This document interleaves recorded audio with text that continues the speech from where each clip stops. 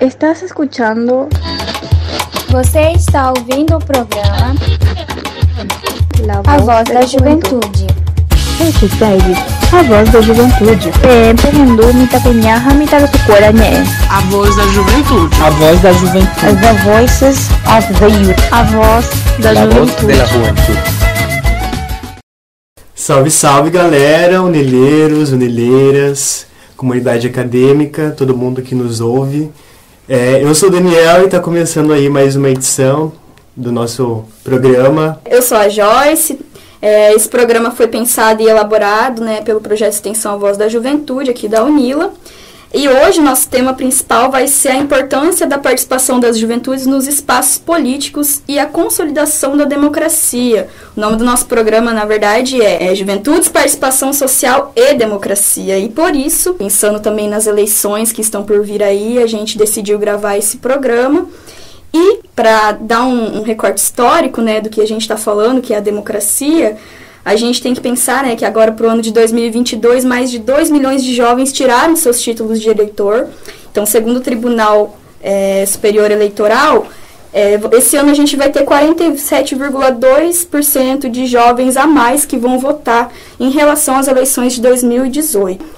Mas como que a gente chegou na democracia, como que a gente está aqui nesse espaço hoje? Não é sempre que a gente teve esse espaço para a gente falar sobre os nossos direitos, sobre as nossas lutas, É preciso a gente lembrar que durante o ano de 1964 o Brasil sofreu um golpe militar, um governo autoritário que fechou o Congresso Nacional, começou a partir das políticas ali pela voz dos militares, sem ouvir a população, sem ouvir a juventude.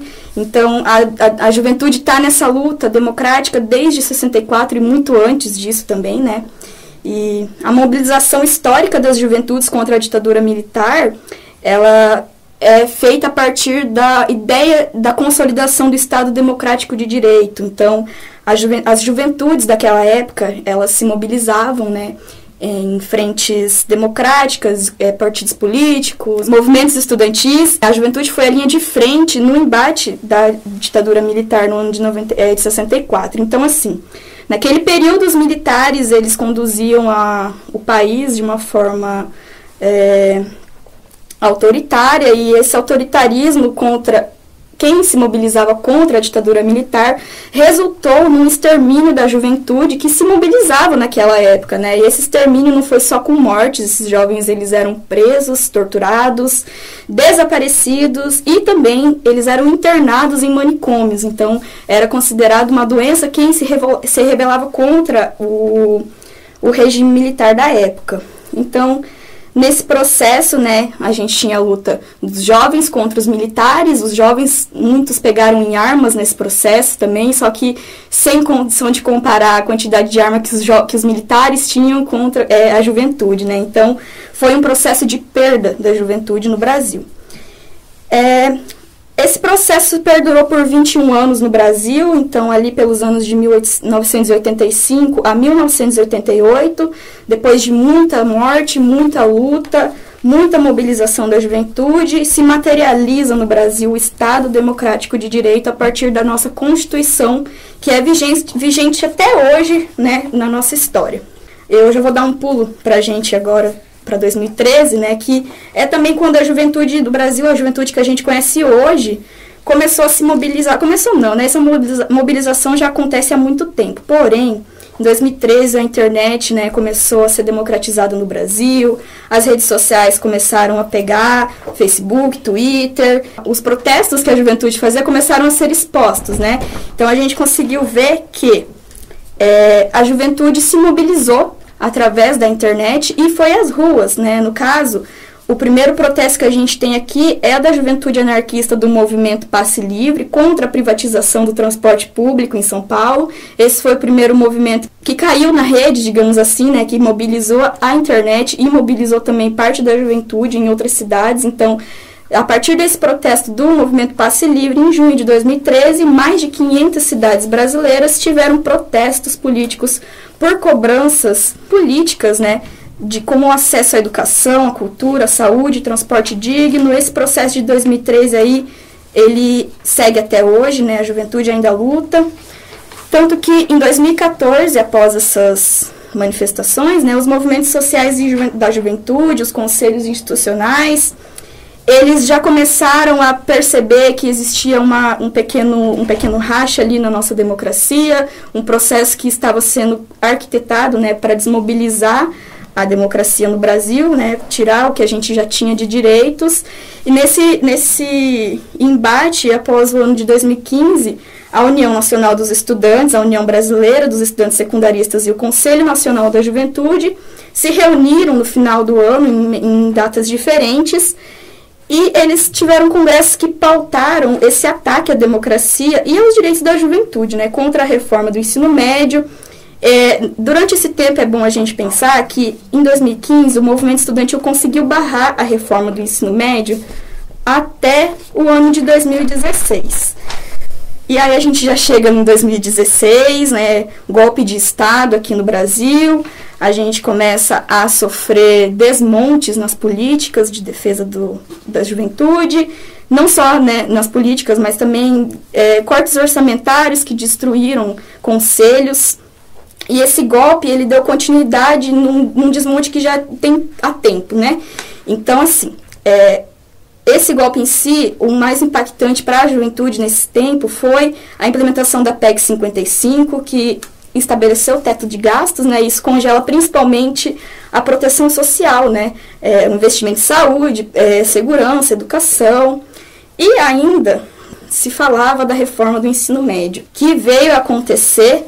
Mas antes dela acontecer, em 2015, ela voltou a circular no Congresso Nacional e a partir desse tempo, né, da juventude ali debatendo a reforma do ensino médio, aconteceu o que a gente lembra como o escândalo da merenda em São Paulo.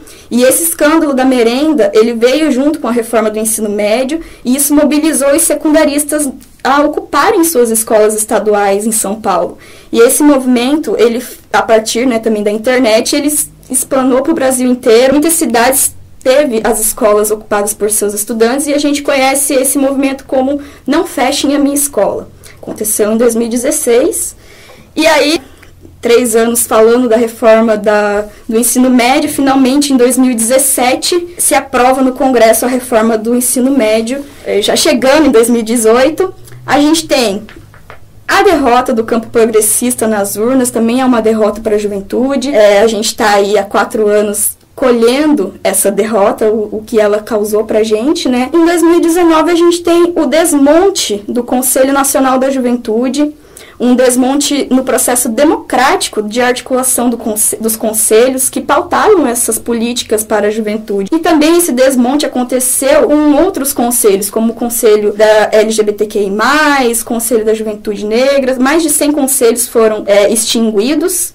E essa extinção dos conselhos, ela acaba dificultando a participação social e democrática na fiscalização dos direitos sociais, né? Também, no ano de 2019, a gente teve a implementação de escolas militares no Paraná. Algumas escolas estaduais passaram a ser militares e isso também é uma perda enorme para a juventude, que não é um ensino que a juventude quer ter, né? Se em 2015 a gente queria decidir o que a gente queria aprender na escola, isso acabou por terra quando a reforma do ensino médio foi aceita. E aí a gente já chega em 2020, a pandemia do Covid, não tem como a gente não falar, mais de 600 mil mortos no Brasil. Os jovens morreram mais do que em outros países. Então, mais uma vez aí um caso de extermínio da população jovem, né? E a juventude sempre lutando. Ainda em 2022, há um mês atrás, né? A gente teve ali no Colégio Estadual Flávio Varkin da Vila C, os estudantes, eles ocuparam a escola. E eles ocuparam a escola cobrando investimentos do poder público e sendo contra, né, a instalação militar da escola, porque a gente sabe que as escolas que não são militares hoje em dia, elas estão sendo mais sucateadas do que elas já eram antes, para elas justamente se tornarem escolas militares, né? E aí a gente chega agora, hoje, aqui com nossos convidados, para falar sobre democracia, uma semana antes da eleição, e é nesse contexto que eu vou passar a palavra pro Dani, ele vai apresentar nossos convidados. É contigo, Dani.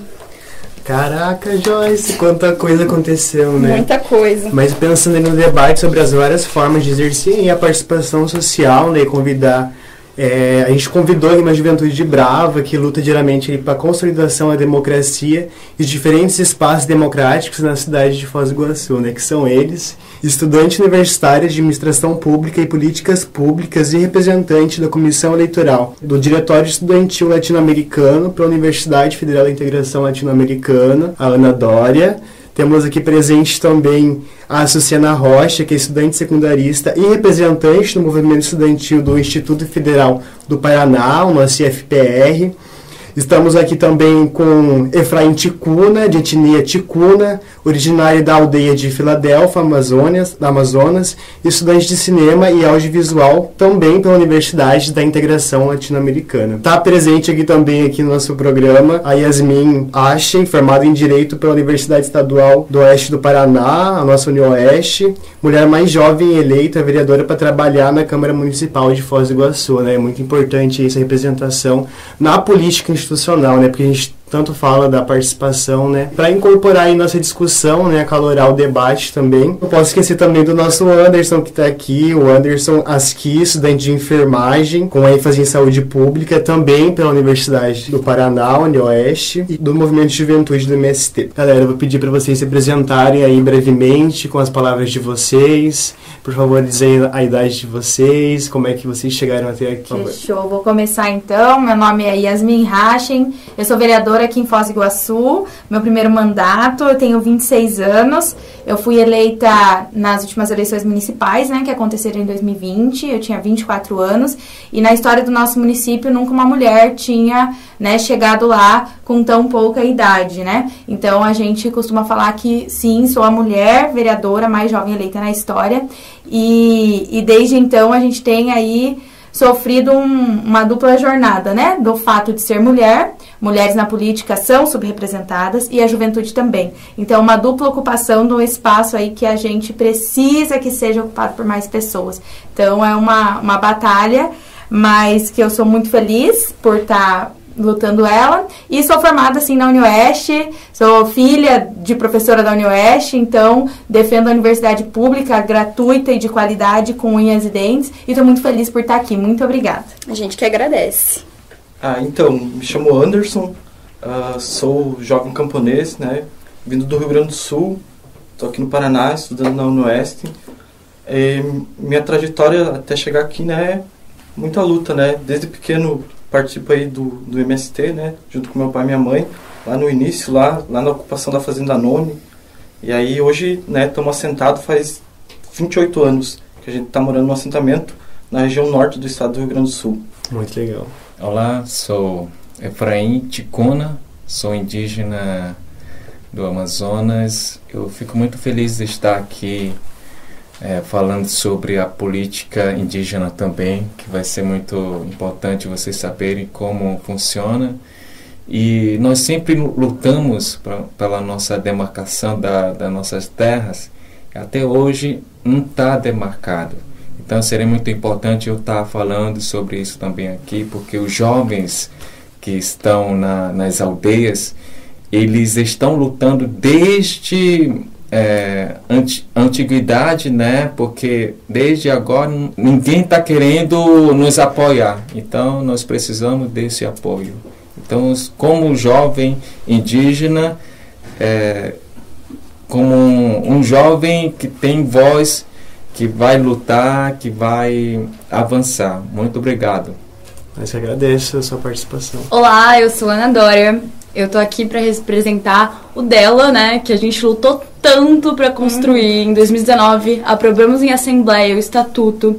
E depois de muitos anos, depois de 10 anos dessa universidade, a gente conseguiu constituir o nosso diretório estudantil da Universidade da Integração Latino-Americana. E, bom, estamos nesse processo até hoje. Infelizmente, tivemos uma pandemia no meio e como o nosso estatuto não permite que as eleições fossem feitas virtualmente, estamos até hoje, até esse momento, tentando eleger um dela democrático e eleito. E bom, eu tenho 22 anos e entrei na universidade em 2019 e desde então participo de CA, participo do dela e tem vários outros movimentos que eu gosto de fazer parte e eu acho muito importante esse espaço que estamos aqui hoje e outros tantos espaços que a universidade nos proporciona, para espaços de discussões, espaços de construção. Obrigado. Oi, eu sou a Suciana da Rocha Rodrigues, eu faço parte do Movimento de Mulheres Camponesas, o MMC, desde pequenininha, então eu tô nessa luta como mulher desde muito cedo e agora, esse ano, eu assumi como presidenta do Grêmio Estudantil Voz Ativa, do IFPR, e desde então lutando pelas mulheres e pela juventude. É isso aí, então vamos dar continuidade, né, na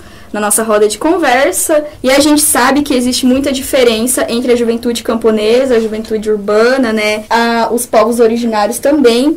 Então, a nossa primeira pergunta é se nas cidades urbanas, né, e nas periferias o movimento estudantil geralmente é o primeiro contato que nós jovens temos com a política e com movimentos sociais, com os processos democráticos. Como foi para vocês as primeiras participações sociais que vocês tiveram? Se vocês puderem falar pra gente um pouquinho dessa experiência. Bom, eu acho que na verdade, eu cresci vendo a política se formar na minha casa, sabe? Então, minha mãe sempre foi do sindicato, ela sempre esteve na luta pela defesa da educação, ela é professora universitária há muitos anos, aposentada inclusive, se aposentou nesse ano, fundadora do curso de pedagogia da UniOeste, então eu vi isso acontecer, acho que a maioria de nós aqui, né, tá envolvida nisso desde sempre, e eu via isso acontecendo na minha casa. Então, eu não me lembro de um momento X, assim, que a partir do momento que eu entrei neste movimento aqui, eu passei a entender, né, o que é o movimento de luta, mas eu realmente tive o privilégio de ver isso, ver essa política sensível, humanista, se desenvolvendo dentro da minha casa. Isso realmente é um privilégio, né, porque eu cresci assim, eu nasci vendo isso.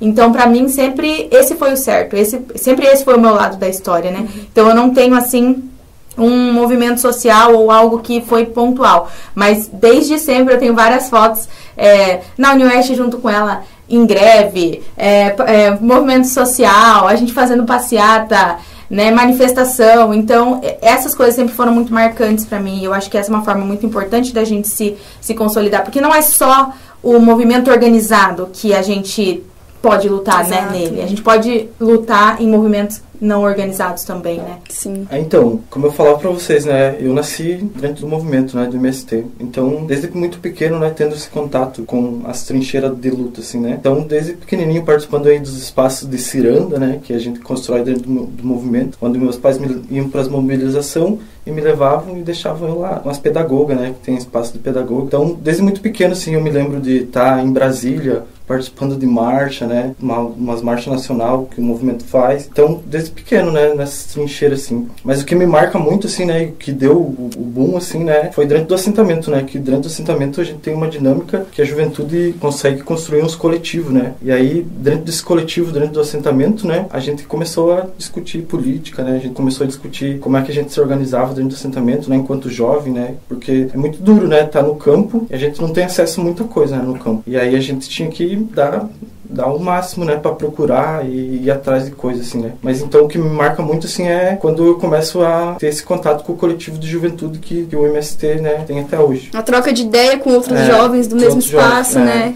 Claro. Não só do mesmo espaço, sabe?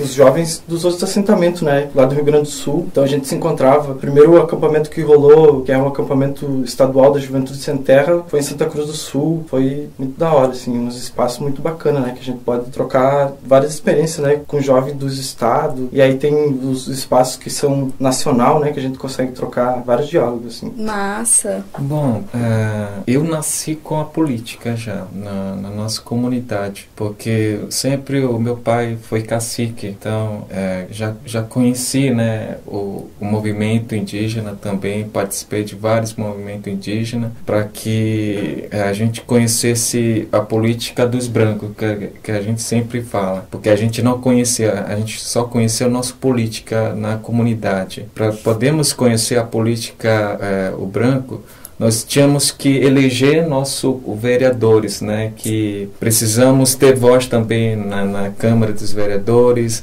nas câmaras dos deputados, né? Então, conheci já a política desde a infância e hoje eu tenho 30 anos de idade, eu vejo isso, porque se a gente não lutasse para ter esse direito, né? Por exemplo, eu estou aqui na universidade, não é por acaso que eu estou aqui, porque os nossos pais, nossos avós lutaram para a gente estar aqui. E os jovens sempre estavam presentes, né? Os indígenas sempre estavam presentes, porque nós somos mais de 70 mil ticunas, a maioria são brasileiros, porque nós somos divididos no território peruano e na Colômbia. Então, a política sempre teve esse movimento, né? E nunca nós deixamos de ficar ali calados, né? Nós somos indígenas, não vamos fazer nada, o que está acontecendo no nosso país, Brasil, né? Então, os jovens sempre teve voz também, né, nas nossas comunidades. Sempre articulados, né? Sim. Interessante. Bom, como eu e Yasmin, eu tive referência em casa. Meu pai sempre falou muito de política, mas quem me introduziu, assim, na política, que eu comecei a estudar mesmo, foi um professor de sociologia, que falou pra mim sobre política e eu comecei a me apaixonar. E isso foi passando no ensino médio inteiro e quando eu descobri o curso de administração pública e políticas públicas, eu me reconheci. E eu vi, é política que eu quero fazer da minha vida. E isso me motivou até esse momento. E me fez querer mudar de alguma forma, mudar a realidade à minha volta. E introduzir o espaço de verdade foi na universidade. Eu lembro até hoje de um momento muito marcante na minha vida, que foi os atos pela educação que aconteceram em 2019 aqui em Foz do Iguaçu, que teve mais de 10 mil pessoas na rua. Aquele sentimento de ver as pessoas lutando pra estudar, pra ter essa universidade que tanto no Oeste, tanto o IFPR, tanto a UNILA, e fortalecer essa universidade me deu uma esperança, assim. Eu já participei na minha cidade, que eu sou de Araraquara, cidade do interior de São Paulo, participei de outros protestos que estiveram na minha cidade, mas em Foz eu me encontrei e vi que era aquilo mesmo que eu queria fazer, que era a política. E, bom, a política de várias maneiras, como a gente vai discutir aqui hoje, que tudo é política, tudo que tá à nossa volta é política. E falar sobre isso é muito importante. Bom, como a maioria aqui, eu também sempre tive essa influência de política muito forte em casa, né? Com a minha mãe, que foi uma das fundadoras ali do movimento de mulheres camponesas, né? Consolidação dele como movimento nacional. E o meu pai como sindicalista, né? Nas lutas nos sindicatos, dos trabalhadores, pela agricultura. Então eu sempre tive essa forte influência de saber que eu tenho que fazer alguma coisa pra minha realidade mudar, sabe? Além de eu tenho que lutar, eu tenho que estar organizado no movimento. A gente pode fazer um movimento autônomo e que a gente tenha a possibilidade de usar a nossa voz pra mudar a nossa realidade. E então eu lembro assim de pequenininha tá nas organizações dos atos regionais do 8 de março, de participar das místicas, de ser o bebê da mística, assim, eu era sempre o bebê da mística, e isso foi muito, muito marcante, assim, isso foi uma das coisas que me fez querer entrar no movimento estudantil, além do movimento de mulheres, porque eu queria também mudar a realidade na nossa educação, sabe? A gente tem muitas lacunas que a gente precisa melhorar, a gente precisa preencher os espaços de poder, então isso é muito, muito importante. Sim, a corrente vai formando, né? E para vocês, qual a importância da participação social das juventudes nas decisões que impactam nossos direitos? Vocês acreditam que as demandas que a gente traz, elas são atendidas pelos poderes? Porque assim, a gente compreende que não é somente o voto que vai fazer a diferença, entendeu? Faz a diferença, mas a democracia, ela não é só o voto. A democracia, ela é o poder da gente reivindicar, né? Da gente ter essa liberdade de reivindicar pelas nossas demandas. Eu gostaria de saber o que vocês pensam sobre, né? Se é importante a gente se organizar, né? Você comentou da participação, né, das juventudes nas decisões, né, e se a gente é realmente atendido, né? Eu acho que a gente tem muita dificuldade de ser ouvido. Então, atendido, talvez seja até um papo para outra hora, porque a gente tem muita dificuldade de ser ouvido, sabe? Sim. Então, eu muitas vezes eu vejo outras galera falando por nós, e como se a nossa existência fosse resumida, tipo, ou tá trabalhando ou tá estudando, e se não é isso, tá nas drogas. Entende? Então não tem discussão de cultura pra juventude, não tem discussão da saúde da juventude, entende? A mulher, quando ela é mais nova, tem muita dificuldade de entender o que tá acontecendo aqui, né? Então, eu acho que é um papo, assim, que a gente realmente é pouco escutado. E aí entra na questão da juventude. Qual que é a importância da participação da juventude? Por quê? Porque quem melhor para decidir a nossa vida do que a gente, né? Sim. E eu acho que o que me motivou muito a entrar nessa política, né? Porque a política não é só a política partidária, obviamente. Mas nessa política que eu estou inserida hoje, o que me motivou foi porque justamente a minha mãe, que foi quem me ensinou tudo que eu sei sobre luta, enfim, ela olhou para mim e falou assim, o negócio é o seguinte, não existe espaço vazio. Alguém vai ocupar esse espaço de qualquer forma. Então, se não for você, vai ser outra pessoa, e essa outra pessoa não vai defender aquilo que você defende, não vai atender aquilo que você precisa. E aí aquilo ficou muito na minha cabeça. E eu falei, não, realmente vamos pra cima. E aí deu que deu certo. E desde então, eu acho que é muito difícil ser ouvida enquanto parlamentar, por ser jovem. E mulher. E principalmente as questões da juventude. Porque, querendo ou não, o legislativo, ele é muito limitado.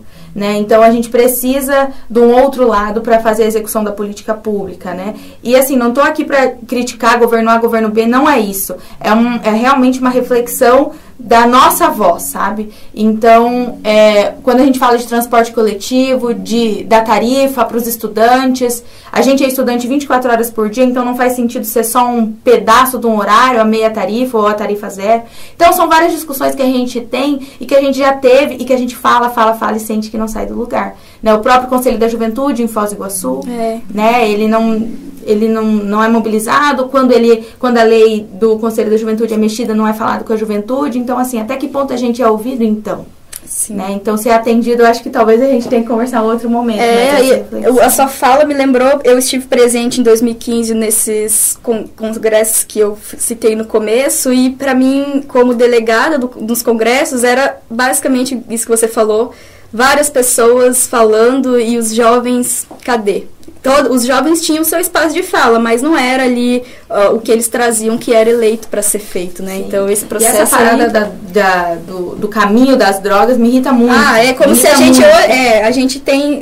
também, com os unileiros a gente sente, né? O unileiro é drogado, é maconheiro. É uma perspectiva, assim, que eles têm da juventude, como se a gente fosse isso. Sim. Mas... E que a gente precisa ser protegido disso. Ninguém que a gente não tem pra nossa existência, para aquilo que a gente precisa, porque a nossa existência é complexa também, né? Claro, com certeza, somos diferentes, né? Veja só, eu vou falar a partir da realidade que eu vivo, né? Que é do campo, né? Acho que o Ticuna aqui também vai trazer alguns aspectos, a Sucena também, né? E vejam só, né? Eu acho que historicamente, né? Nós jovens do campo, assim, somos explotados, né? Não temos muito acesso a muita coisa, né? Então é isso que a Yasmin traz, né? Ter acesso às coisas. A gente lá no campo, né? Não temos muito acesso às coisas. Eu vejo assim, né? Falando a partir da minha realidade. Mas vejo que graças, né? Esse movimento, né? Chamado MST, a gente ainda consegue se organizar, né? E consegue minimamente manter algumas coisas, né? Trazer pro campo algumas coisas, né? Se não fosse essa organização, né? Do jovem, né? A gente não ia conseguir ter nada, né? Porque os assentamentos ficam longe da cidade, pouca infraestrutura, não tem escola. Muitas escolas rurais foram fechadas nos últimos anos, né? Com certeza. E aí não tem acesso à água, não tem acesso à luz, né? Fica bem difícil, né? Até essa democratização da internet, então, praticamente ela não aconteceu no campo, não aconteceu nas aldeias, né? Também, então... Não chegou ainda, né? Tem muito lugar, muito espaço, né? Falando lá do Rio Grande do Sul, que tem assentamento que está 60 quilômetros da cidade, então nem luz não chega ainda, né? E os camponeses estão lá 15 anos assentados, mas, né? É isso, é um descaso, né? E eu vejo que é isso, né? A gente não é ouvido enquanto jovem, né? Da cidade nem do campo, né? Não é ouvido. E quem dirá os povos originários, né? Você pode falar um pouquinho pra gente, Efraim? Sim, com certeza. Infelizmente, a nossa voz como indígenas, né, a gente fica muito triste, né, porque a gente quer trabalhar com eles e eles os políticos eles querem também nossa ajuda, né? O que nos revolta muito quando chega na hora de eleição, eles vão lá e querem nosso voto, né? Aí nós queremos também que eles nos ajudem para que assim trabalhamos juntos. E o que nos revolta muito é que eles nunca vão ouvir a nossa voz, né? E a gente fica ali jogado, eles são indígenas, eles não têm direito como a gente. E a gente tem esse tristeza, né? Por outro lado, a gente sempre vai lutar, nunca vamos desistir, porque nós sempre lutamos, a gente sempre participamos das reuniões dos caciques, das outras comunidades, para podermos ter alguma coisa nas nossas aldeias, né? Nós queremos ser ouvidos, porque a política não é somente deles, a política é de todos, de negros, brancos, indígena, é de todo mundo, né? Então nós precisamos ser ouvidos também. Sim, é interessante que você fala. Para mim, assim, remete que a gente vive hoje na democracia, que é uma democracia burguesa, e na aldeia é outro tipo de democracia, né? Uma outra forma de uma constituição de sociedade, né? E não deixa de ser um espaço de participação social e de busca de direitos. Isso que é o mais interessante para a gente analisar nesse contexto. Gente, eu concordo muito que os poderes não nos escutam. Mas eu quero falar um pouco sobre casos concretos dentro da universidade. Que, bom, as demandas foram com muita luta, não foi fácil, mas algumas demandas foram atendidas. E há organizações dos estudantes, por exemplo, na pandemia, o dela viu que vários estudantes da universidade estavam em situação de vulnerabilidade, porque a gente tem que lembrar que metade dessa universidade é de outro país. E não conseguiram voltar para suas casas, não tinham acesso ao dinheiro, nem foram uma situação muito precária. E, bom, a gente conseguiu entregar 600 cestas básicas. A gente teve a ajuda da Unila, que ofereceu transporte, mas também da comunidade, que foi lá fazer cesta básica, que foi lá doar, professor foi doar cesta básica. E conseguimos manter, pelo menos, os estudantes alimentados. E muitas pessoas, lendo o formulário que a gente fez, no primeiro formulário foi 432 inscrições. E gente não só com falta de comida, mas também de atendimento psicológico, atendimento de remédio.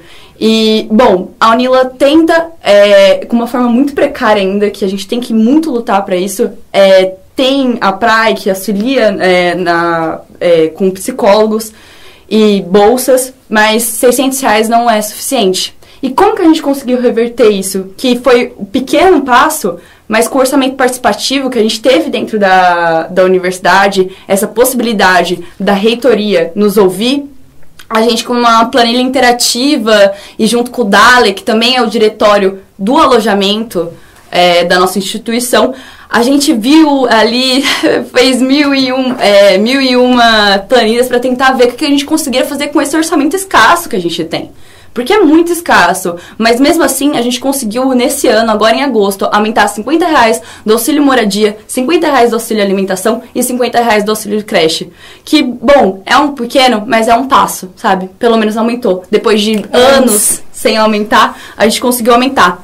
E, bom, eu queria falar também do nosso primeiro espaço próprio da Unila, que foi o nosso alojamento. E que foi luta dos estudantes que ficaram vários atos lá na frente, porque a reitoria alegava que por erro de licitação não tinha máquina de lavar. Mas quem que estava vivendo em casa que chovia dentro, que casa que não tinha segurança, que é uma máquina de lavar? Não é nada. Então, assim, dentro de uma organização que tinha 5 pessoas, a gente conseguiu juntar mais pessoas para que a gente pudesse ser ouvido e levar as nossas demandas e falar, gente, a gente tá numa situação muito precária. E o básico, a gente lutou pelo básico, a gente lutou por comida, a gente lutou para ter moradia e lutou para aumentar R$50. Mas pequenas mudanças, passo a passo, que eu fico feliz. Porque, tipo assim, eu tinha um sonho, né, quando você é jovem, você tem o sonho de mudar o mundo. Mas a gente percebe que a gente não vai mudar o mundo. Mas se organizando, a gente pode mudar uma realidade. E mudar uma realidade nesse tempo de luta me fez muito feliz. Eu tenho como vivência estudar numa cidade pequena, onde eu morava no campo, e estudar numa cidade maior, onde eu moro na cidade. Então, eu vejo que, assim, as demandas da juventude nunca, assim, são levadas para frente. É muito, muito raro que você consiga levar uma demanda da juventude para frente. Tanto que essa questão de fechar a escola no campo foi uma realidade que eu vi, eu presenciei. Eu morava perto da cidade, 3 quilômetros, 4 quilômetros da cidade, então eu estudava na escola da cidade.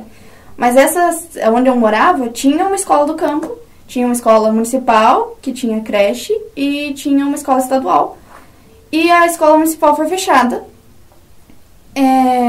o que fez com que as crianças que moravam ali naquela região, naquele entorno, elas tivessem que, se elas moravam do lado da escola praticamente, elas tiveram que começar a levantar 2 horas mais cedo para pegar um ônibus, para ir para a escola na cidade, estudar um dia inteiro e voltar ainda, chegar em casa de noite, mas com um transporte precário, porque quando chovia atolava o ônibus e não ia para a escola.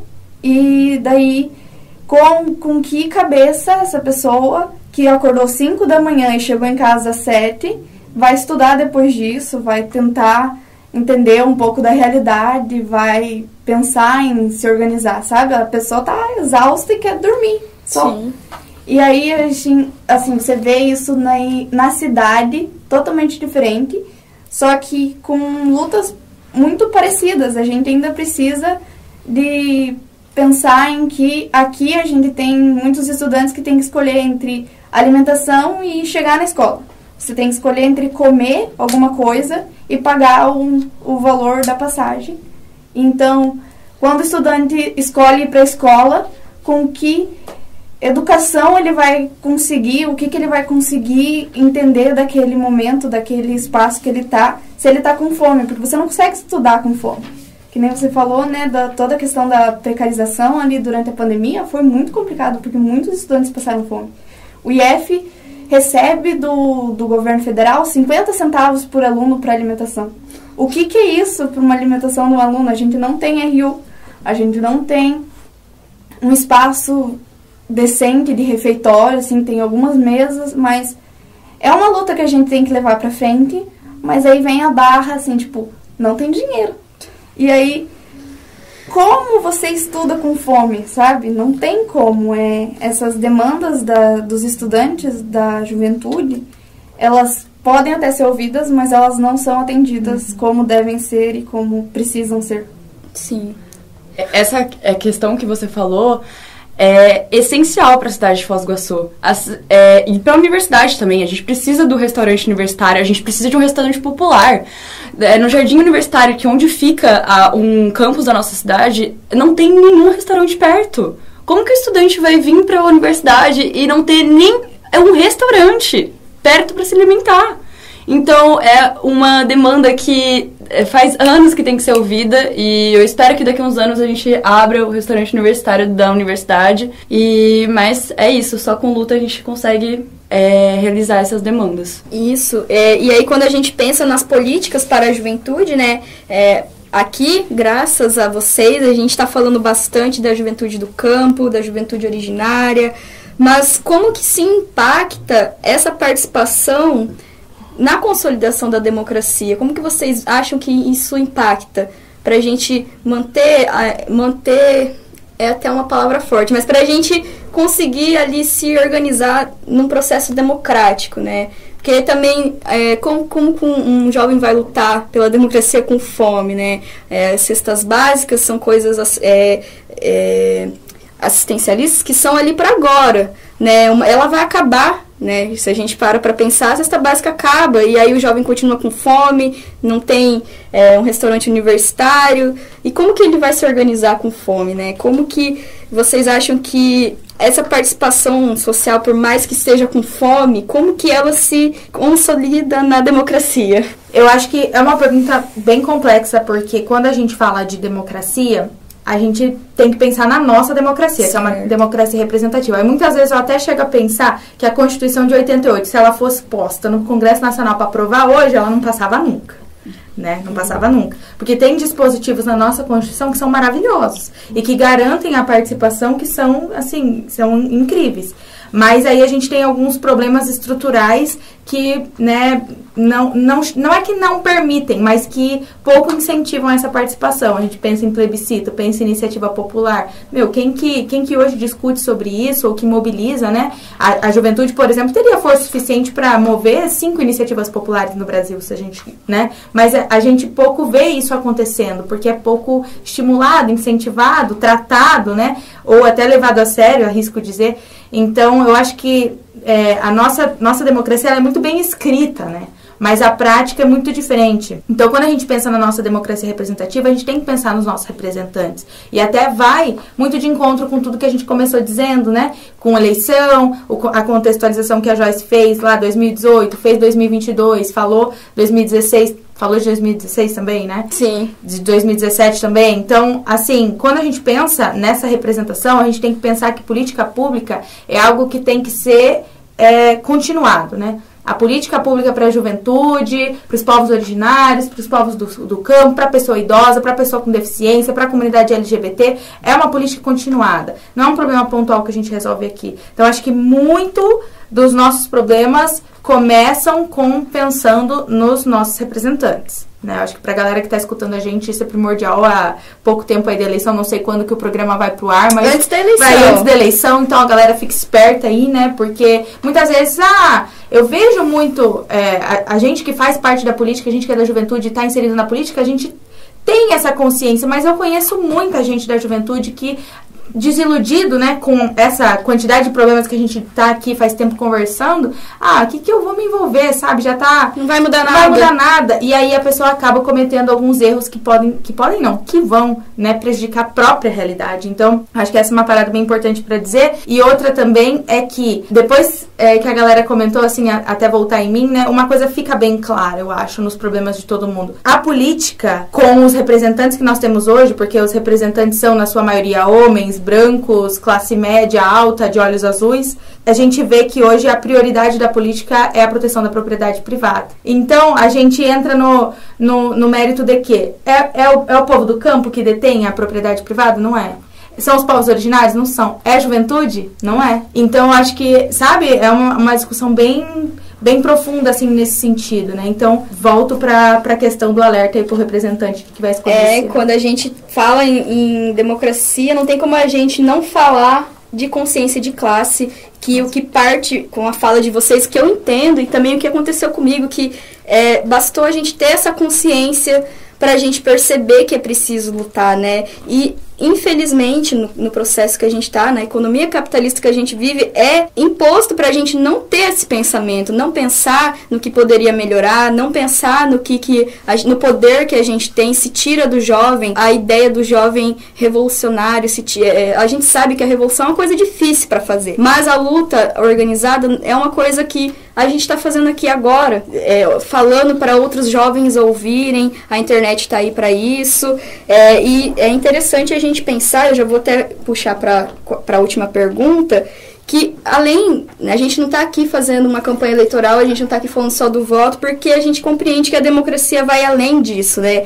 E para vocês, como vocês entendem quais são os espaços da juventude? Onde a juventude pode se sentir confortável? Qual é a forma que ela pode se encontrar para conversar? O Anderson trouxe que foi legal para ele ver as outras pessoas, né? E ver que vocês estavam conversando a mesma língua. Como que é esses espaços onde vocês se encontram para conversar sobre juventude, sobre direitos? Então, veja só, falando, né, a partir da juventude, né, do campo, assim, né, a gente tem muito pouco espaço, assim, né, pra gente se reunir no campo, né, porque é isso que eu falo pra vocês, longe, né, a gente não tem uma praça pra se reunir, né, a gente não tem um bar, né, para se reunir, a gente não tem né, tem um campo de muito mas com precariedade, né, não tem uma quadra para jogar um vôlei, não, né? Tem um centro da juventude. Não tem um centro da juventude, mas isso que eu falava para vocês, né, a partir da nossa organicidade, né, e das demandas que a gente tem, né, a gente enquanto jovem camponês, né, vai para a cidade, né, lá no meio dos políticos reivindicar, né, falar, cara, a gente precisa de um espaço para jogar um vôlei, a gente precisa de um espaço para jogar uma bola, a gente precisa de um espaço para ver um filme. E é isso, né, aí com muita peleja, né, a gente vai lá e cobra, de vez em quando, né, volta para casa, bateu na cara, volta para casa, não tem resposta nenhuma, né. Mas a partir disso, né, da gente se reunir e trocar uma ideia com o jovem, né, ter isso, né, é trabalho, né. Muitas vezes a gente não tem recurso para fazer, mas a gente faz do jeito que dá, né. Sim. E aí, a partir disso, né, acontece que a juventude prepara o campo de futebol, a juventude prepara o campo para jogar bola, ou jogar vôlei, né, tem um espaço para ver o filme, né. Tudo a partir de construir com as próprias mãos, assim, né? Nada de dizer que o político foram lá e organizaram algo, assim, né? Tudo a partir da nossa luta mesmo e o que a gente foi buscar atrás, assim, né? Mas, graças a isso, né, ainda a gente tem vários espaços, assim, que a gente consegue dialogar com a juventude, né? E eu acho que uma cena massa, assim, que acontece, né, é isso, né, a gente ter esse contato com a galera da cidade, assim, né, traz pra dentro do campo, assim, muita coisa boa, assim, né, a gente ter contato com a galera da periferia, né, através do rap, né, acontece muita cena boa, assim, né, pra gente conseguir dialogar, né, com a juventude do campo, assim. Uma união entre as juventudes, né, assim como o Efraim falou, que eles buscam compreender a nossa democracia, né? Efraim, você acha que quando os povos originários entram na democracia que a gente tem estabelecida hoje, existe um movimento, assim, por trás dos poderes de apagar o processo democrático que os povos originários já possuem em sua história? Olha, já aconteceu uma vez lá nas nossas comunidades, né? Nós queríamos... nossas terras seriam demarcadas, né? E sempre foi falado, vai ser demarcado, e nunca foi, né? As nossas terras indígenas sempre serão pequenas, porque os políticos sempre vão lá, a gente vai fazer isso, e só no papel, né? Mas não colocam na prática, né? Mas sempre nós lutamos, a maioria, os caciques já têm suas organizações, né, para poder fazer um documento, para poder mandar, né, para Brasília, e isso tem acontecido muitas das vezes, né. Nós lutamos, conseguimos, como nosso amigo falou aqui, que nós queremos também nossos lazeres para a gente jogar bola, ter um quadra de esporte na nossa comunidade, né? E graças a Deus a gente conseguiu por nosso mérito mesmo, né? Com certeza. E a gente não pode parar, a gente não pode ficar ali, esperando eles, né? A gente tem que lutar.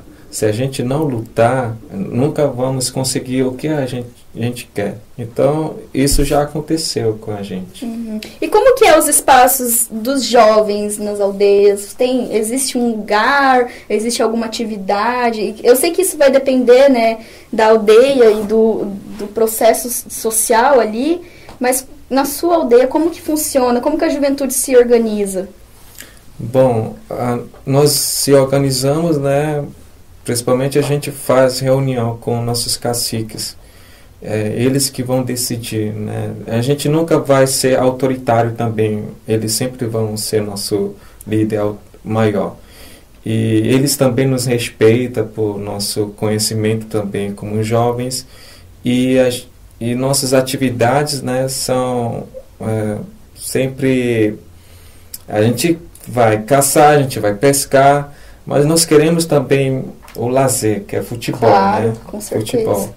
E a gente se organiza, a gente faz um documento e manda para os vereadores ou para um deputado para poder ele aprovar para nós, né, o que a gente quer. Vocês institucionalizam, né, ali o processo que vocês têm, né, na democracia que a gente tem hoje, né, vocês basicamente vocês se enquadram, né, na democracia, vocês buscam se enquadrar na democracia que tem no restante do Brasil, né? Interessante também, porque se a gente não fizer isso, os jovens vão ter outro caminho, porque nós ficamos na fronteira lá com Colômbia e Peru, o acesso de droga é muito fácil lá, alcoolismo é muito grande no meio dos jovens indígenas, né? E a gente faz esses movimentos, né, para poder ter uma coisa para atrair eles, né? O esporte é importante. Um projeto de aprender a tocar o violão, o teclado, algum instrumento, né, para poder ele ter alguma coisa para ele mesmo, né, para o profissionalismo dele também, né, o curso de informática, alguma coisa. E nós lutamos para ter isso também, né, na nossa comunidade. E hoje nós temos acesso à internet. A internet lá não é boa como aqui na cidade. Precisamos também para poder o jovem ser intelecto, né? Eu estou aqui na Unila, estou fazendo cinema e audiovisual. Qual seria o meu projeto principal? Eu trabalhar com os jovens, né? E a gente fazer um filme através da nossa mitologia, das nossas lendas. E conversando com os jovens e tendo esse projeto, né? E para poder fazer esse filme ser uma realidade para nós. Então, vou ajudar nessa forma, né? Para poder os jovens ter esse política ativo, né? Para não morrer esse política na juventude deles. Com certeza. Caraca, parece assim, ouvindo tudo isso, que é um projeto mesmo, né, cara? Os caras são covardes, eles tentam parecer o tempo todo pra gente que a política é algo muito distante da nossa realidade, né? Porque eles têm medo que a gente se organize. Com certeza, a gente falou aí no começo do programa, né? Os jovens derrotaram uma ditadura militar na história do nosso país, Exato. né? Eles foram ali os principais atores desse processo. Pode falar, amiga. Eu acho que as políticas públicas que são feitas hoje no nosso país perpetuam isso. Perpetua a gente não saber que a gente pode também estar inserido nesses espaços. E de qualquer forma. É um projeto. Como isso, é um projeto. Se você gosta de rock e faz uma comunidade de rock e tem suas demandas, você pode levar isso pra frente, sabe? Em qualquer movimento, em qualquer ação, mas se organize. Do futebol, ao hip hop. A tudo. Tipo assim, sozinho você não muda nada, mas organizado você muda.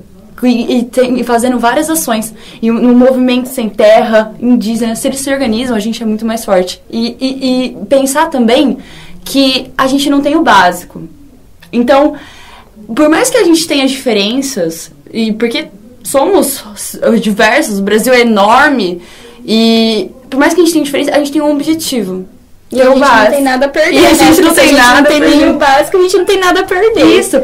E como a Yasmin falou, tá na Constituição, a gente tem direito, sabe? E isso tem que ser cumprido. E quando a juventude conseguir compreender que ela tem direito e que ela pode exercer esse direito, e ela tem que ser ouvida, e de alguma forma se organizar, e é muito importante a gente, aqui pra frente, eu sei que Foz do Iguaçu é uma cidade muito perigosa, e que a gente tá com medo, porque um companheiro nosso morreu nessa cidade.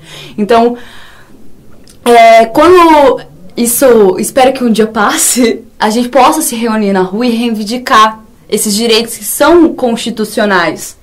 E a gente tem que cumprir isso. E eu acho que eu sou até chata, porque todo espaço que eu tô falando de política, de alguma forma, sabe?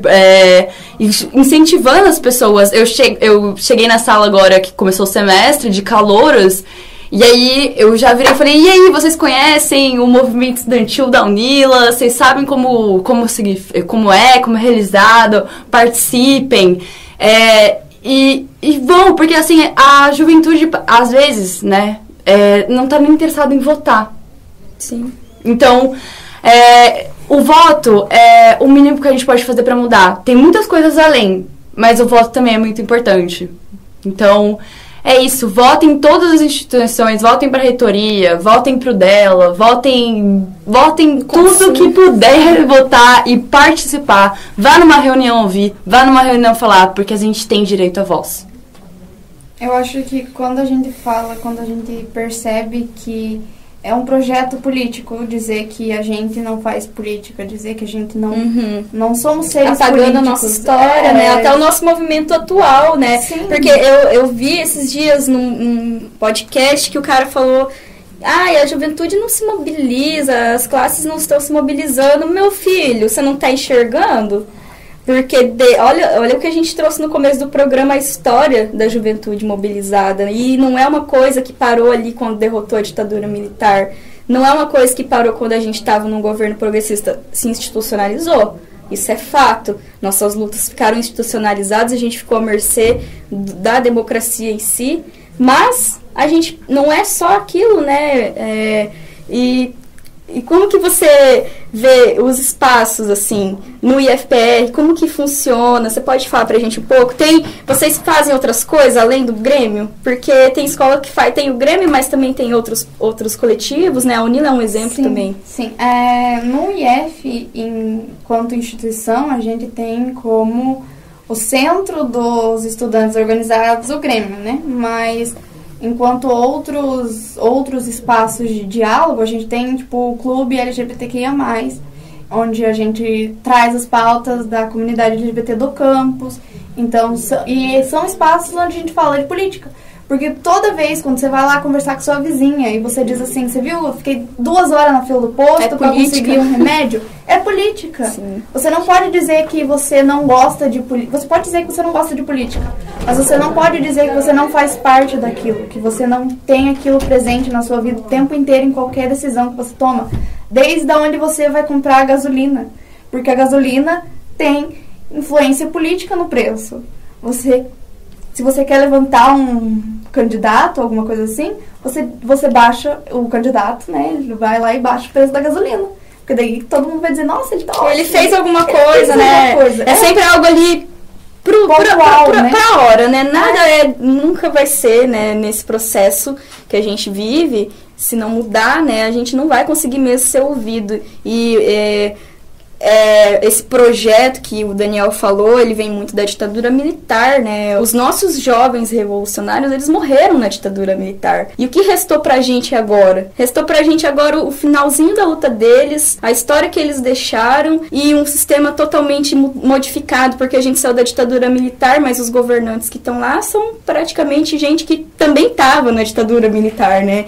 E aí fica, o jovem não faz nada. Mas como não faz nada? É aquela questão. Se as mulheres têm que lutar pelos direitos das mulheres, levantar os direitos das mulheres. Os negros têm que lutar pelos direitos dos negros. O jovem vai lutar pelo quê? Quem que vai lutar? Vai ser um antigão lá na política que vai dizer o que o jovem precisa hoje? Se ele não vive aquela realidade. Se ele não tem que pegar um ônibus lotado às 5 da manhã para ir pra escola, sabe? Então, não tem ninguém que vai entender mais e que vai saber mais do que a gente precisa do que a gente mesmo, sabe? Então, por isso que o Grêmio Estudantil é um espaço de poder dos jovens, dos estudantes, muito forte. E assim como as organizações, as uniões nacionais, né? A UBS, a UNE, que eu fui no congresso da UBS esse ano, em Brasília, e foi muito bom, foi muito renovador, foi muito inspirador a gente estar lá, sabe? Saber que tem mais milhões de jovens que estão lutando com a gente, que estão buscando seus direitos, estão buscando pensar, putz, grila, esse ano eu tenho que votar em quem? O que eu tenho que fazer esse ano para defender o meu direito, sabe? Esse ano é meu primeiro voto. Então, é muito animador, é muito emocionante eu poder fazer parte dessa juventude que regularizou o título, que fez 2 milhões de estudantes, né? De jovens. Mais de 2 milhões. Mais de 2 milhões de estudantes e de jovens foram fazer o título porque entenderam que a gente tem a possibilidade de mudar e que quando a gente vota, a gente tem a possibilidade de reclamar depois. Exatamente, se não estão cumprindo o que a gente pensou que eles iam fazer, o que eles falaram pra gente que iam fazer. Então, o mais importante de tudo isso é saber que a gente tem voz e tem que ter vez. Se a gente não tem vez, a gente não tem nada. Eu vejo, assim, que a democracia é justamente isso. É porque só na democracia você pode escolher em continuar com a democracia ou não continuar com a democracia, que é o caso aí, né, que a gente teve. E, novamente, agora a gente tem que escolher continuar com a democracia, porque não tem como a gente mudar tudo de uma vez só, né, revolucionar tudo de uma vez só. Não vai acontecer tão rápido assim, porque a gente precisa se organizar antes disso, né? Seja de forma institucional ou seja autônoma, a organização precisa acontecer de qualquer forma. É construindo, né? Construindo, é uma construção. 21 anos de ditadura, os jovens do passado não destruíram a ditadura de um dia para o outro, né? Deram suas vidas, morreram, para que hoje a gente esteja nesse espaço aqui falando e reivindicando, e faz muito sentido quando a gente escolhe em quem a gente vai votar, né, já que as eleições estão aí, porque o que adianta a gente votar numa pessoa que não vai ouvir a gente depois, né? Como o Efraim falou, os políticos vão nas aldeias no momento de precisar de voto, mas depois não aparecem mais, né? Ou não fazem o que prometeram. Então, é um plano, né, de controle da juventude, um plano de controle das classes trabalhadoras também, não só da juventude, porque a juventude também é classe trabalhadora. A juventude trabalha, a juventude estuda, o estudo é um trabalho. Não tem como a gente dizer, o estudo não é um trabalho. Quanto tempo a gente não coloca para estudar? Quantas ferramentas a gente não tem que usar para estudar? E isso requer um trabalho. Então, por que os estudantes não são considerados como classe trabalhadora, né, nos debates? Eles são classe trabalhadoras, a juventude também é classe desempregada hoje em dia, né? Porque o desemprego tá aí, a gente vai sair aqui da Unila, a gente tava conversando, né? Lembra? A gente vai sair daqui sabendo que provavelmente a gente não vai ter um emprego que a gente queria. E vai ter só o certificado, né? Somente o certificado. Em políticas públicas, quando eu tava te falando, de educação, a gente entende que nesse sistema que a gente tá inserido hoje no liberalismo, a universidade e a escola se tornou uns meros emissores de certificado, porque não tem emprego. Mercadoria, né? Porque a gente vê aí, nos governos progressistas, a gente teve um boom de mercantilização da educação, universidades privadas, universidades sucateadas, para abrir espaço para o mercado da educação. E eu lembro, assim, em 2016 era tão, assim, distante, a gente falava, a educação não é mercadoria, não vai se tornar mercadoria. Olha o que se deu, né? Só para dizer, a sua camiseta, né? E essa pauta aí já é antiga, né? Então, assim, a gente tá aí lutando e parece que a gente tá falando sempre a mesma coisa, porque não mudou, a estrutura não mudou, como a Yasmin falou, ela não tá mais agora, mas como ela falou, a estrutura tá aí, e aí como que a gente vai se organizar? Porque, assim, debatendo agora aqui, eu só chego à conclusão que a gente tem que se organizar para mudar essa estrutura. E essa estrutura é demarcação de terras indígenas. Esse país que a gente está pisando hoje, Foz do Iguaçu, é uma cidade indígena, galera. A gente teve um extermínio gigantesco da população guarani aqui na cidade para ter o que a gente tem hoje de usina, turismo, né? Então, assim, como que a gente vai mudar essa estrutura, né? Joyce, eu estava num congresso em 2019 do campo de públicas e, bom, a gente, como esse curso nos traz, tinha especialistas. E o que ele falou? Ele é negro, ele virou e falou, como que a gente vai pensar em segurança? Era uma palestra sobre segurança pública. Como a gente vai pensar em segurança pública sem pensar em racismo? A guerra às drogas, a guerra às drogas, ela foi institucionada para matar a população negra. Ela não existe, né? Eu tô falando com esse poder, porque eu fiz um trabalho sobre isso em Capitalismo Contemporâneo, e a guerra às drogas ela nada mais é do que a criminalização do povo preto da periferia. Então ela não existe. Você não sai na periferia e vê uma pessoa lutando com uma droga. A guerra às drogas ela é tão abstrata que você fala guerra às drogas, você pensa o quê? Uma pessoa lutando com a droga. Mas, na verdade, a guerra às drogas é o quê? A juventude preta periférica lutando contra a milícia, lutando contra a polícia, repressão. A gente está na democracia, mas a repressão sempre esteve na periferia, né? Eu sou periférica, eu vejo eu moro até hoje na periferia, vim da periferia e é assim. A periferia tem a segurança pública feita pela Choque, enquanto o centro tem a segurança pública feita pela polícia militar. É uma diferença, são instituições diferentes. Então, meu Deus, o que a juventude que está andando de skate no laguinho tem para dar de risco ao patrimônio público, ao poder público? Porque eu lembro a gente participou em Cascavel, né, há muito tempo atrás, da Conferência Municipal da Juventude, a pauta que a gente levantou lá foi essa. Cultura, tem que ter cultura, né? Mais uma vez, outras pessoas que não eram jovens falando, jovem tem que ter cultura e não sei o quê. Mas aí a galera vai lá fazer um rolezinho na praça e os caras chegam já batendo, já chega perguntando o que tá fazendo, onde mora, o que faz, se trabalha, se tá com droga. Chega a ser absurdo. Nessa manifestação que eu comentei no misto, de 10 mil estudantes, meu amigo que morava comigo levou um tiro de borracha na perna, tem o buraco até hoje. A gente não pode nem exercer nosso direito de estar na rua. Pois é, a juventude ela tem que ficar trabalhando, estudando e dentro de casa. A juventude originária tem que estar lá na tribo, não pode ter internet, não pode usar roupa, né? Porque os brancos, né, os urbanos têm essa visão da juventude dos povos originários, né? Tanto que a gente vê no TikTok a galera nos comentários dos vídeos dos povos que fazem vídeos para a internet, fica comentando, nossa, não sabia que vocês jogavam bola, que vocês usavam blusa, que essa galera... celular. Que vocês tinham celular, né? Eles acreditam que a gente vive numa realidade paralela, né? Como se todo o processo que a gente teve para estar até aqui hoje nessa democracia não tenha modificado a estrutura social dos povos originários, assim como não tenha modificado a estrutura dos povos do campo. Pode falar, amor. O Anderson pode falar com mais propriedade, mas essa repressão que acontece nas periferias, com a tropa de choque, ela acontece no campo também em relação aos movimentos sociais. As mulheres no campo que não têm acesso a pedir um socorro para a polícia, né?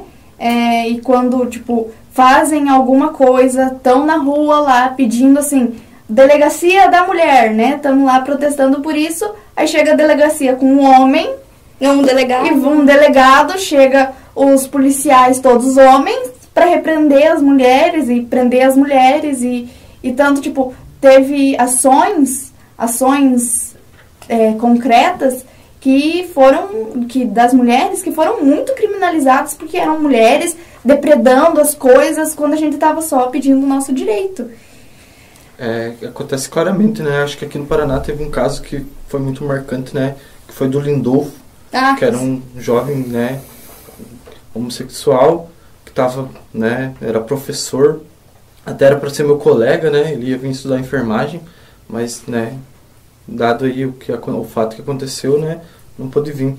Mas é isso, né, no campo também, em relação a isso que tu fala, né, das drogas, eu acho que no campo, em especial lá no Rio Grande do Sul, a gente tem uma cena que está acontecendo muito na região metropolitana, que tem muitos assentamentos que estão na região metropolitana. E os assentamentos estão sendo tomados pelas facções, assim, né, então... Tá morrendo jovem do campo lá, que tá com enxada nas costas, que tá indo carpir, mas passou a polícia... É tiro, entendeu? Pelo fato de deles associar isso, né? Que o jovem, então, a partir de agora isso aqui é território de facção, o cara que tá com uma enxada nas costas também faz parte da facção. Então generalização, né, da população. E aí acontece isso, né? Jovem lá do campo, né, que tá trabalhando na terra... tá morrendo por essas questão aí, né, da repressão dos caras. Eu acho que é bem difícil, assim, né, de falar sobre essa questão, assim, né, porque no cotidiano, né, da nossa vida enquanto jovem, assim, a gente vive isso, né, é reprimido, né. Nós vamos pra cidade, né, e me parece, né, que tem essa visão, assim, né, que o cara que mora lá no interior, tem que ser atrasado, tem que, né, o Jeca, né, o Jeca Tatu, né, que não pode usar da tecnologia, né, o Ebrahim sabe muito bem disso, né? Efraim sabe muito bem disso, né? E que é um estereótipo, né? Que colocam, né? Nós jovens, assim. O campo é tido como o lugar onde você sobrou. Você não teve opção e aí você foi pro campo. Existe uma grande evasão dos jovens do campo que vêm para a cidade em busca de condições melhores, porque não existe política de permanência dos jovens no campo. Você não tem uma escola do campo, você não tem uma escola familiar rural, você não tem uma universidade no campo, você não tem estrutura para que esse jovem entenda o que ele está fazendo no campo, ele entenda as práticas, entenda o teórico das práticas que ele já teve toda a vida dele. Então, você vê com esses jovens que tipo, estão no campo e que precisam sair do campo porque não conseguem ver uma perspectiva de futuro ali, porque são condicionados a não verem uma perspectiva de futuro ali no campo, né? Vocês colocam uma coisa que é fundamental, né, meninas? Que é se organizar, né? Eu acho que é a parada essencial, assim, né? A gente se organizar, né? Até isso, né, que tu fala, Sena, né? Da gente pautar a permanência do jovem no campo, né? Que é a reforma agrária popular, né? A gente ter, nos próximos períodos aí, a gente espera, né? Que isso aconteça de fato, né? Demarcação do território indígena, né? Que né? Isso permanece a juventude lá no campo, né? E aí a gente consegue trabalhar com a juventude lá, né? E que são, né? Tá no campo, eu acho que é maravilhoso, né? Cresci lá, né? Mas também é isso, né? Temos que se organizar. Acho que é a palavra-chave, assim, se organizar. Sim. Se organizar em vários espaços, né? Dentro das escolas públicas, nos grêmios, dentro da universidade, nos CAs, né? Agora ficar cada vez mais de olho dentro das movimentações políticas, e não esquecer que a redução da maioridade penal não passou em 2014, mas está aí planejadinho para sair a qualquer momento, em qualquer cortina de fumaça que saia. Ficar atento aí também sobre a reforma do ensino médio, que está em implantação, tem escolas também passando pelo processo de militarização.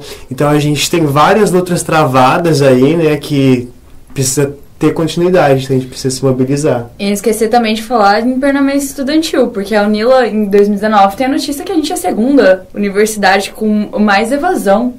Então, lutar para que as pessoas que vêm para cá permanecer. Porque o que é a universidade sem estudante? Nada. Não, só queria acrescentar... Pode acrescentar. A importância de a gente sair das nossas aldeias para ter a oportunidade de estudar, né? O jovem indígena quer estudar também, quer fazer faculdade. Ele não quer somente ficar ali, não vale nada, né? Porque muitas pessoas só pensam dessa forma com o jovem indígena, não somente o jovem indígena, em geral. Nós temos capacidade, sim, de nos avançar, de nos organizar, principalmente a palavra-chave das nossas conversas de hoje, né? De organizar. O jovem tem força, o jovem tem voz, o jovem é maioria. E nós, como indígenas também, que estão lá, vocês têm capacidade, sim. Vocês têm capacidade de estudar em qualquer estado do nosso território brasileiro aqui. É somente você querer também, né? E não somente se ficar ali, de estar no inferior, né? Mas você seguindo, estuda, você vai realizar o seu sonho. Eu tô aqui, né? Porque eu quero estudar, eu quero ter nova dimensão de estudo, de conhecimento. Então, como indígena, eu quero saber mais da política, quero conhecer mais, quero me aprofundar mais, para que quando eu retornar para a minha comunidade, aldeia, e conversar em democracia com o cacique, para que eu possa ser um jovem líder forte na aldeia. Porque o jovem líder, ele precisa ter mais voz também, porque só ancião que tem voz, né? Nós, como jovens, nós temos que ter voz também para a gente ter também conhecimento dos nossos anciãos e ajudar eles também, né? Porque eles precisam da nossa ajuda. Não é por acaso que eles não nos enviaram também aqui, né? Por causa da assinatura deles que nós estamos aqui. Se não fosse a assinatura dele, a gente não estaria aqui também. Mas, enfim, Isso. A gente tem que se organizar. Com certeza. Então, galera, eu vou chegar no encerramento do nosso programa, porque a gente tem que devolver essa linha. Eu gostaria de agradecer imensamente a vocês, por vocês terem aceitado participar dessa conversa com a gente, e já abro aí um espaço para deixar o projeto aberto para vocês participarem com a gente, porque o nome do projeto é A Voz da Juventude, e a gente é a juventude, a gente tem que estar aqui nesse espaço falando, né? E eu gostaria de agradecer também ao Daniel, que me ajudou, a Isa.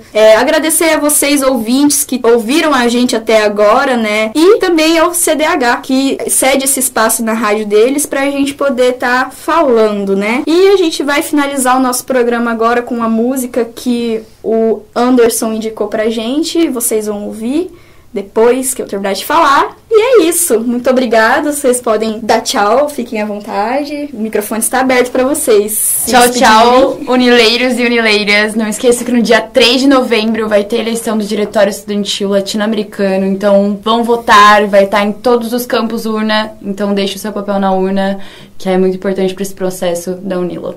Tchau, tchau. Muito obrigada pelo espaço. Foi muito enriquecedor estar aqui, conversar, debater com vocês. Eu só queria lembrar a todos os jovens, votem jovens. E 2 de outubro tá aí. Vamos às urnas para melhorar o país. Então, eu também queria agradecer o espaço, né? Eu acho que, enquanto coletivo de Juventude Sem Terra, né, nós também estamos abertos, né, para trocar ideia, né? Eu acho que fortalecer, né, juventude do campo e juventude da cidade aí é que tem a força, né? Eu acho que é isso, né? A gente tá pelo Paraná por 4 anos, né? Vamos ficar aí na Unoeste, então a gente tá à disposição, né? Para trocar ideia, fazer uns trabalhos juntos aí, que é por aí o caminho mesmo. Só agradecer. Somente agradecer também pela oportunidade e vamos nos unir, que nós somos fortes. Com certeza. A Yasmin, ela teve uma reunião, então ela saiu no meio da gravação, mas ela deixou aqui com a gente palavras que fortificaram bastante esse programa, né? E tchau a todos!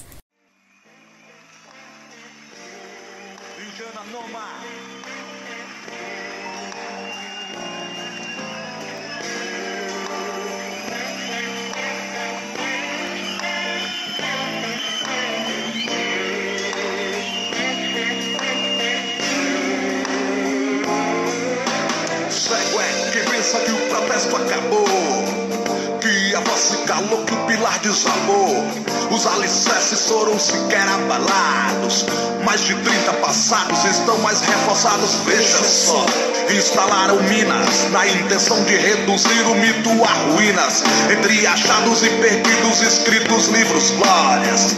A foto mais reproduzida da história. Sonhos divinos, latinos, união. Aztecas, incas, maia, civilização.